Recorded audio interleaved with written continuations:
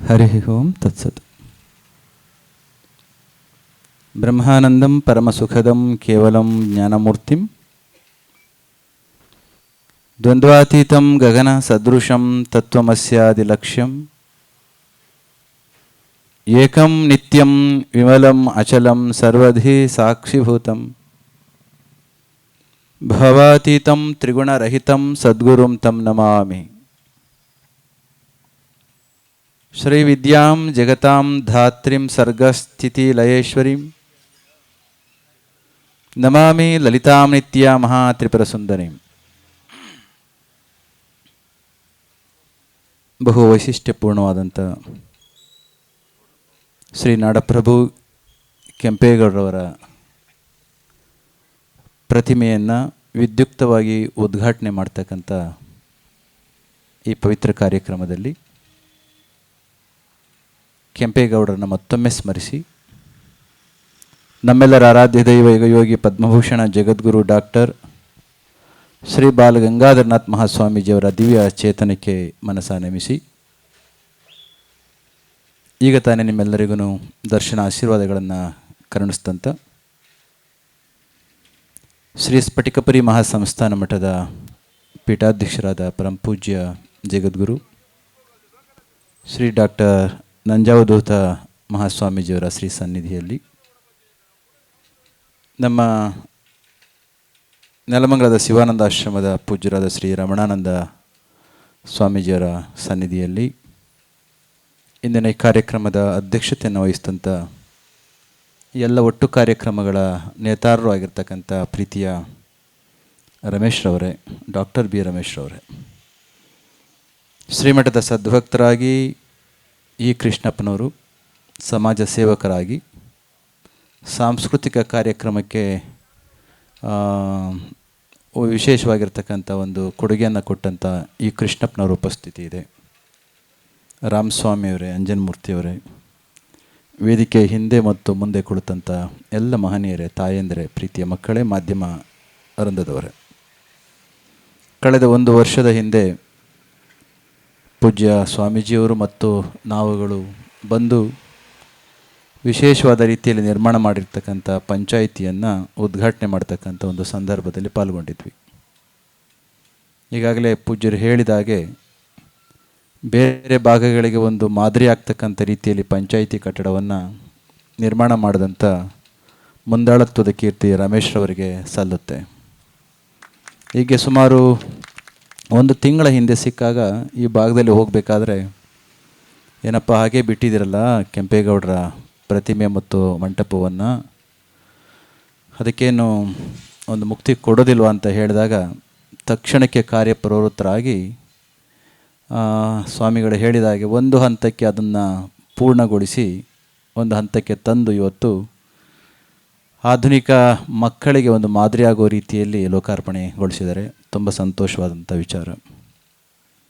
ಕೆಂಪೇಗೌಡರ ಬಗೆಗೆ ನೀವೆಲ್ಲರೂ ಕೂಡ ಸಾಕಷ್ಟು ತಿಳ್ಕೊಂಡಿದ್ದೀರಿ. ಸ್ವಾಮಿಗಳು ಕೂಡ ಮಾತನಾಡಿದರು. ರಮಣಾನಂದ ಸ್ವಾಮಿಗಳು ಪ್ರಾರಂಭದಲ್ಲೇ ಸ್ವಲ್ಪ ನಿಷ್ಠುರವಾಗಿ ಹೇಳಿಬಿಟ್ರು. ಅವರು ಪೋಸ್ಟರ್ಸ್ ಹಾಕ್ತೇವೆ, ಪ್ರತಿಮೆಗಳನ್ನ ನಿಲ್ಲಿಸ್ತೇವೆ, ಆದರೆ ನಿಜವಾಗಿಯೂ ಕೂಡ ಆ ಪ್ರತಿಮೆಗಳನ್ನ ಮಾಡೋದ್ರಿಂದ ಕಾಲದ ವಶವಾಗಿರ್ತಕ್ಕಂಥ ಮಹಾತ್ಮರಿಗೆ ಏನಾದರೂ ಸಿಗುತ್ತಾ ಅಂತಂದರೆ, ಏನಾದರೂ ಮುಂದಿನ ಜನಗಳು ಹೋಗಲಿ ಸಿಗಲಿ ಅಂತ ಯಾರೂ ಕೂಡ ಈ ಮಹನೀಯರು ಕೆಲಸ ಮಾಡೋದಿಲ್ಲ. ಒಂದು ವೇಳೆ ಮಾಡಿದ್ರೂ ಕೂಡ ಮುಂದಿನ ಜನಗಳಿಗೆ ಯದ್ಯದಾಚರತಿ ಶ್ರೇಷ್ಠ ತತ್ತದೇವೇತರೋ ಜನಾಃ ಸಯತ್ ಪ್ರಮಾಣಂ ಕುರುತೆ ಲೋಕಃ ತತ್ ಅನುವರ್ತತೆ. ಕೃಷ್ಣನೇ ಹೇಳಿಬಿಟ್ಟ, ಒಂದು ಕ್ಷಣವೂ ಕೂಡ ನಾನು ಜ್ಞಾನಿಯಾಗಿದ್ದೇನೆ ಅಂತ ಒಂದೇ ಒಂದು ಕಾರಣಕ್ಕೋಸ್ಕರ ಕರ್ಮ ಮಾರ್ಗವನ್ನು ಬಿಟ್ಟದ್ದೇ ಆದರೆ, ಕೆಲಸ ಮಾಡೋದನ್ನು ನಿಲ್ಲಿಸಿದ್ದೇ ಆದರೆ ಜನಗಳೆಲ್ಲ ನನ್ನ ಹಾಗೇನೇ ಸೋಮಾರಿಗಳಾಗ್ಬಿಡ್ತಾರೆ. ಅದಕ್ಕೋಸ್ಕರ ಮುಂದೆ ನಿಂತಂತಹವರು ನಿಂತು ಕೆಲಸ ಮಾಡಬೇಕು ಅನ್ನೋ ಕಾರಣಕ್ಕೋಸ್ಕರ ನಾನು ಕೂಡ ಕೆಲಸ ಮಾಡ್ತಾ ಇದ್ದೀನಿ ಅಂತ ಕೃಷ್ಣ ಹೇಳ್ದ. ಇದು ನಮ್ಮ ಮಾರ್ಗ ಆಗಬೇಕು. ಕೆಂಪೇಗೌಡರು ಅವತ್ತು ಮಾಡಿಬಿಟ್ಟು ಹೋಗಿರ್ತಕ್ಕಂತಹದ್ದು ಅವತ್ತಿನ ಅವರ ಸುಖಕ್ಕಷ್ಟೇ ಅಲ್ಲ, ಅಂದಿನ ಅವರ ಪರಂಪರೆ ಅವರ ಕಾಲಘಟ್ಟದ ಜನಗಳಿಗೆ ಅಷ್ಟೇ ಅಲ್ಲ, ಇಂಥವರೆಲ್ಲರೂ ಕೂಡ ಹೆಡ್ ಆಫ್ ದ ಟೈಮ್ ಕಾಲದ ಆಚೆಗೂ ಕೂಡ ನಿಂತು, ದೇಶ ಕಾಲದ ಆಚೆ ನಿಂತು ಕೆಲಸವನ್ನು ಮಾಡಿ ಒಂದು ವಿಷನನ್ನು ಸೆಟ್ ಮಾಡಿ ಹೋಗ್ತಾರೆ. ಅಂತಹವರ ದೃಷ್ಟಿಗಳು ನಮಗೆ ಬರಬೇಕಂತಂದರೆ ನಮ್ಮ ಮಕ್ಕಳು ಎದ್ದು ಈಚೆ ಬಂದ ತಕ್ಷಣ ಯಾರನ್ನು ನೋಡಬೇಕು? ನಿಜವಾಗಿ ಹೇಳಬೇಕು ಅಂದರೆ ಅಪ್ಪ ಅಮ್ಮಂದ್ರಿಗಿಂತ ಹೆಚ್ಚಿನ ರೋಲ್ ಮಾಡೆಲ್ಸ್ ಯಾರೂ ಆಗಬಾರ್ದು. ಯಾವಾಗ ಅಪ್ಪ ಅಮ್ಮಂದ್ರೆ ಆ ಮಟ್ಟಕ್ಕೆ ಇದ್ದರೆ. ಆದರೆ ಎಲ್ಲರೂ ಕೂಡ ಆ ಮಟ್ಟಕ್ಕೆ ಆಗಲಿಕ್ಕೆ ಆಗೋದಿಲ್ಲ. ಕಾಲದ ದಿಶೆಯಲ್ಲಿ ಹಲವಾರು ಜನ್ಮಗಳ ನಂತರದಲ್ಲಿ ಒಂದು ಎತ್ತರಕ್ಕೆ ಬರ್ತವೆ. ಆದರೆ ಈಗಾಗಲೇ ನಮಗೆ ಸಿದ್ಧ ಪುರುಷರ ರೀತಿಯಲ್ಲಿ ಸಿಕ್ಕಿರ್ತಕ್ಕಂಥ ಸಂತರಿರ್ಬೋದು, ಇಂತಹ ನಾಯಕರಿರ್ಬೋದು, ಅವರ ಆದರ್ಶಗಳನ್ನ ನಾವು ರೂಢಿಸಿಕೊಂಡದ್ದೇ ಆದರೆ ರೆಡಿಮೇಡ್ ರೋಲ್ ಮಾಡೆಲ್ಸ್ ನಮಗೆ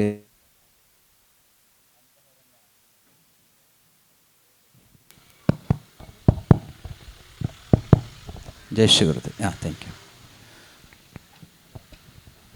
ಅಂತಹ ನಾಡಪ್ರಭು ಕೆಂಪೇಗೌಡರು ಸ್ವಾಮಿಗಳು ಹೇಳಿದಾಗೆ ಒಂದು ಸಾಮಾನ್ಯವಾಗಿರ್ತಕ್ಕಂಥ ವ್ಯವಸ್ಥೆಯಿಂದ ಬಂದು ಅಸಾಮಾನ್ಯವಾಗಿರ್ತಕ್ಕಂಥ ವ್ಯವಸ್ಥೆಗೆ ತಲುಪಿದ್ದಾರೆ ಅಂತಂದರೆ ಸಾಮಾನ್ಯವಾಗಿ ಕಾಣುವ ನಮಗೆ ನಿಮಗೂ ಕೂಡ ಒಂದು ಭರವಸೆ ಅದು. ಏನು? ಅಂತಹ ಸ್ಥಾನದಿಂದ ಅವರು ಸಾವಿರಾರು ವರ್ಷಗಳ ಕಾಲ ನಿಲ್ಲುವ ರೀತಿಯ ಆದರ್ಶದ ಕೆಲಸಗಳನ್ನು ಮಾಡೋದ್ರ ಜೊತೆಯಲ್ಲಿ ಜನಗಳ ಬದುಕನ್ನು ಹಸನುಗೊಳಿಸಿ ಹೋಗಿದ್ದಾರೆ ಅಂದರೆ ನಾವು ಕೂಡ ಯಾಕೆ ಮಾಡಲಿಕ್ಕೆ ಹೋಗಬಾರ್ದು?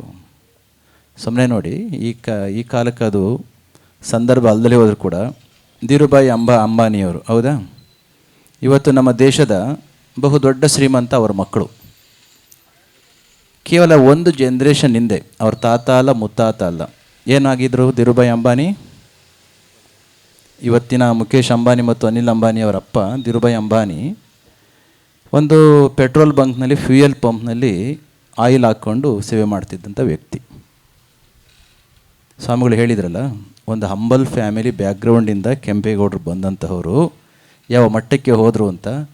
ಈ ಕಾಲಘಟ್ಟದಲ್ಲಿ ಒಂದು ಪೆಟ್ರೋಲ್ ಬಂಕ್ನಲ್ಲಿ ಬಂದಂಥ ವೆಹಿಕಲ್ಗಳಿಗೆ ಆಯಿಲ್ನ ಹಾಕ್ಕೊಂಡು ನಿಂತಿದ್ದ ವ್ಯಕ್ತಿ ಇವತ್ತು ಎಂತಹ ಒಂದು ಆರ್ಥಿಕತೆಯನ್ನು ಅಭಿವೃದ್ಧಿ ಮಾಡ್ತಕ್ಕಂಥ, ಲಕ್ಷಾಂತರ ಮಂದಿಗೆ ಕೆಲಸವನ್ನು ಕೊಡ್ತಕ್ಕಂಥ, ದೇಶಕ್ಕೆ ಕೀರ್ತಿಯನ್ನು ಕೊಡ್ತಕ್ಕಂಥ ಕೆಲಸನ ಮಾಡಿದರು. ಬೇರೆ ಬೇರೆಯವರೆಲ್ಲ ಇದ್ದಾರೆ.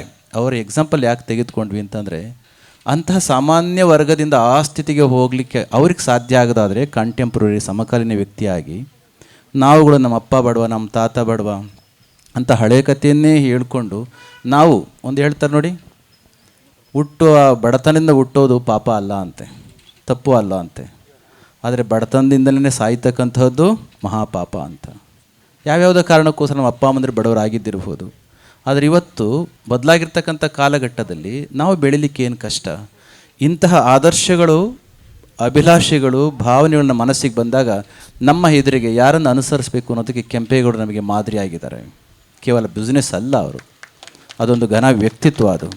ಅಂತಹ ಮಹಾನ್ ವ್ಯಕ್ತಿ ನಮ್ಮ ಒಂದು ಸಮುದಾಯದಲ್ಲಿ, ನಮ್ಮ ನಾಡಿನಲ್ಲಿ ಹುಟ್ಟಿ ಇಡೀ ಬೆಂಗಳೂರು ಅಂದರೆ ದೇಶಕ್ಕೆ ಒಂದು ಮಾದರಿ ಆಗ್ತಕ್ಕಂಥ ಬೆಂಗಳೂರನ್ನ ನಿರ್ಮಾಣ ಮಾಡ್ತಕ್ಕಂಥ ಕೆಲಸ ನಮ್ಮ ಹಿರಿಯರು ಆವಾಗವಾಗ ಹೇಳ್ತಿರ್ತಾರೆ. ಹಿಂದೆ ಎಲ್ಲ ಭಾರತಕ್ಕೆ ಬರಬೇಕಾದ್ರೆ ದೆಹಲಿ, ಮುಂಬೈಯನ್ನು ದೃಷ್ಟಿಯಲ್ಲಿ ಇಟ್ಕೊಂಡು ಬರ್ತಾ ಇದ್ರಂತೆ.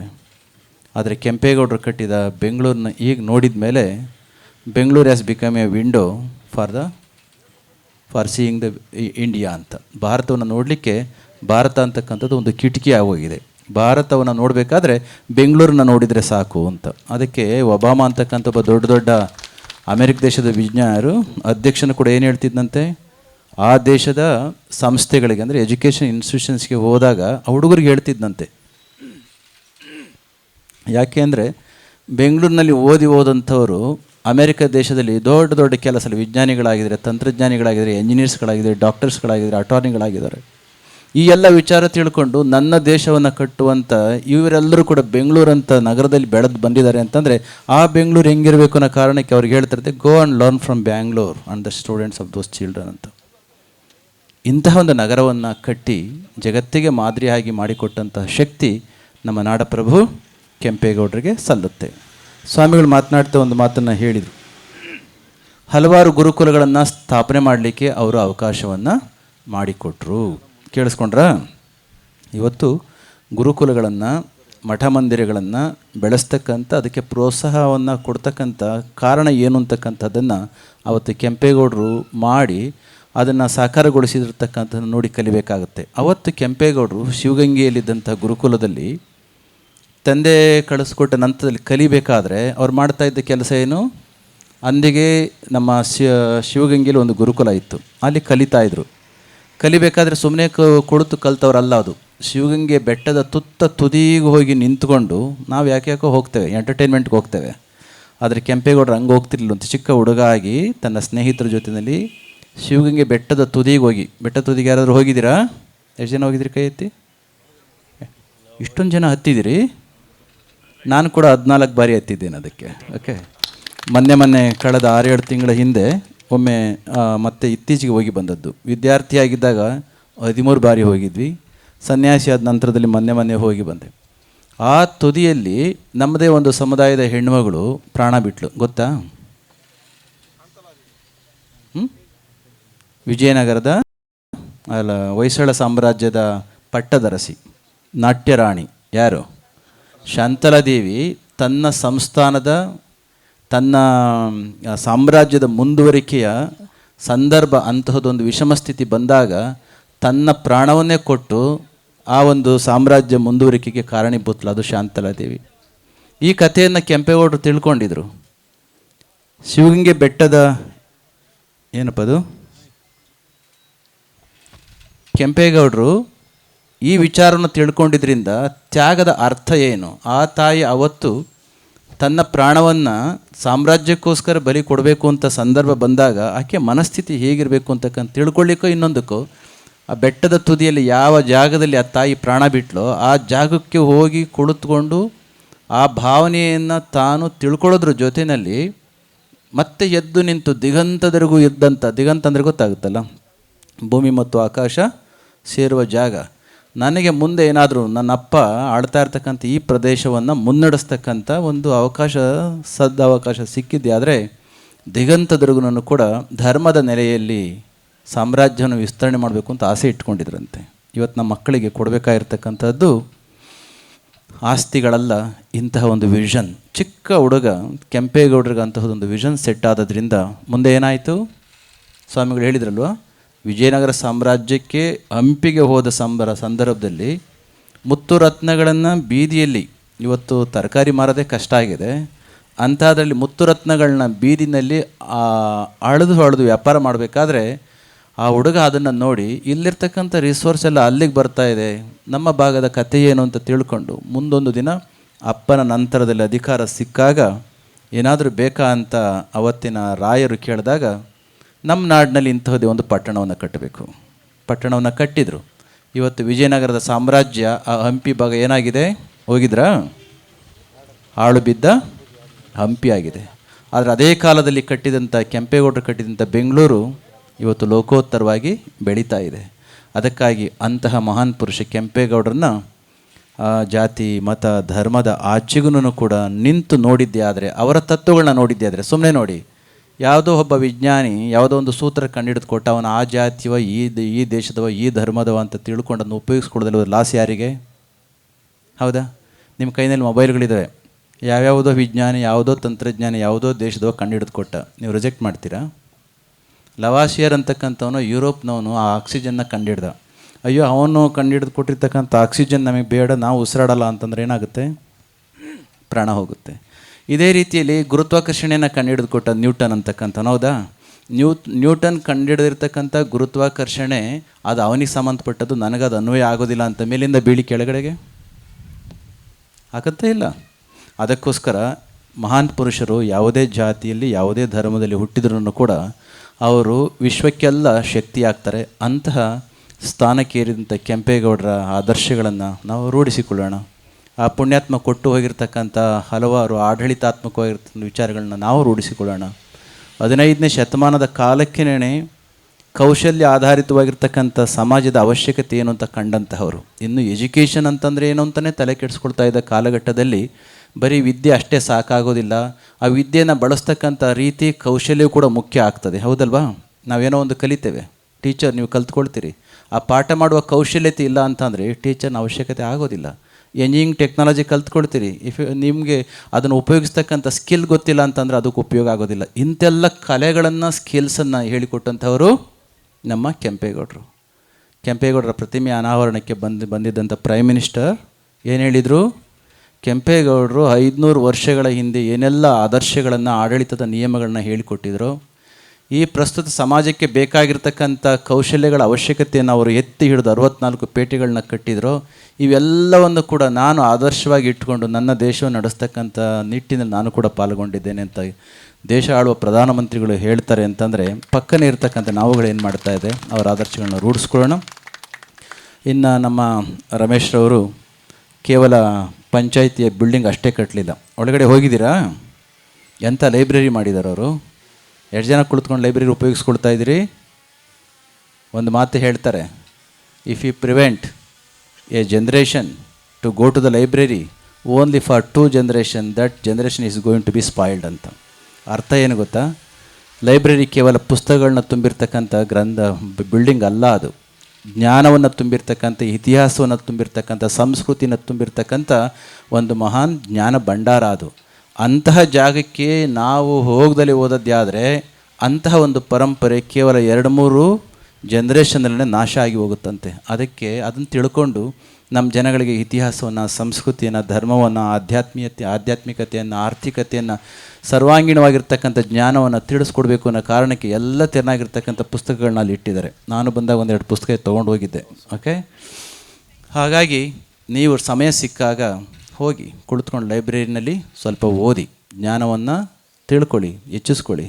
ಹಾಗಾಗಿ ಆ ಜ್ಞಾನದಿಂದ ನಿಮ್ಮ ಮಕ್ಕಳಿಗೂ ಕೂಡ ಒಳ್ಳೆಯ ಜ್ಞಾನವನ್ನು ಕೊಡಲಿಕ್ಕೆ ಸಾಧ್ಯ ಆಗುತ್ತೆ. ಕೇವಲ ಊಟ ಕೊಟ್ಟರೆ ಸಾಕಾಗೋದಿಲ್ಲ, ದೇಹ ಬೆಳೆಯುತ್ತೆ.